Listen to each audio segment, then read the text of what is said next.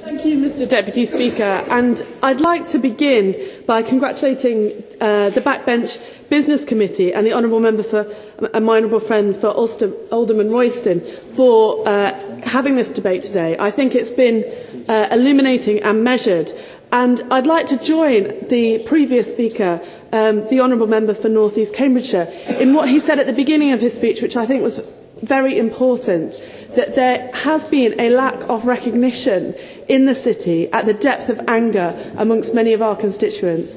I think he's right about that, and I hope that this debate today can start to set that right in some way.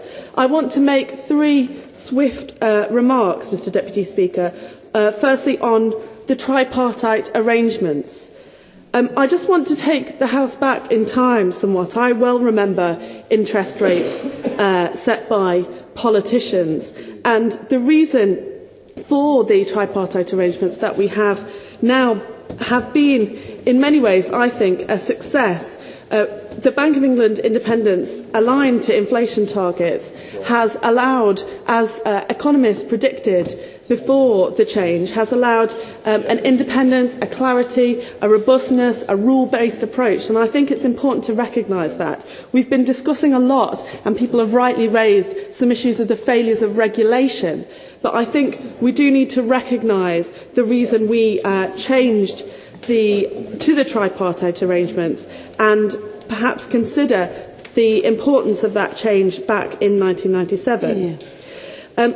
However, the nature of my remarks today is going to be that I want to suggest you can't just question regulation. You can't just consider regulation, important though that is. I think we need to look for a change of culture in the financial services sector in addition.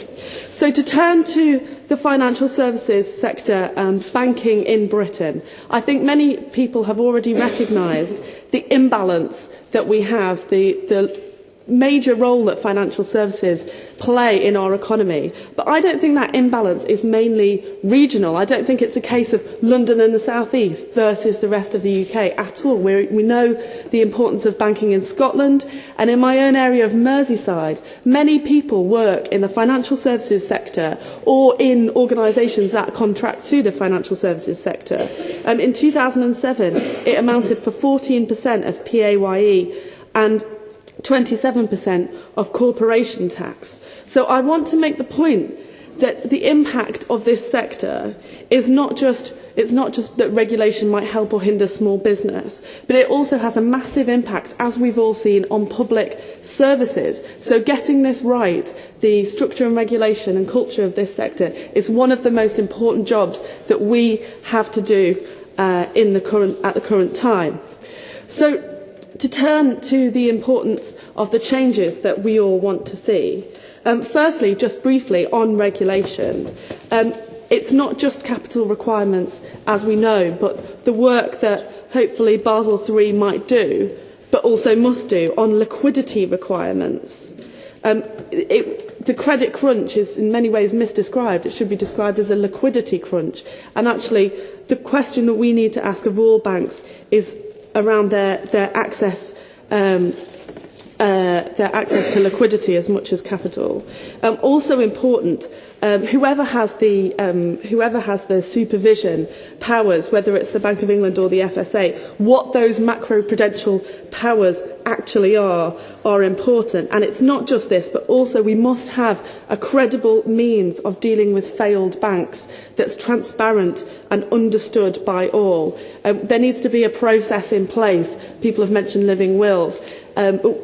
We need to make it so that it's understood by all what happens with failed banks, so that the risks lies with shareholders and with the people within the system, rather than on an implicit taxpayer guarantee. I think we all see that as the place we're trying to get to. But finally, I want to leave the House with this thought. I think in understanding the crisis that we went through in 2008 and 2009, it's not merely a crisis of regulation.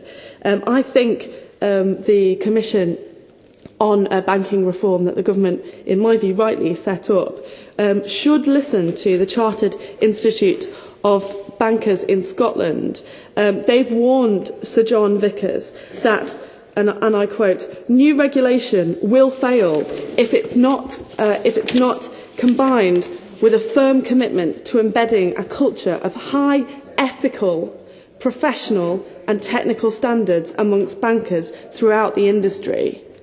I think that's a really important point to make, that actually those of us who see the importance of the financial services sector want a change in its culture as much as a change in regulation, and that's got to be about high ethical standards. Finally, to conclude, I hope the measured nature and thoughtfulness of this debate will send a message to all about the seriousness with which we hold these reforms. Hear, hear.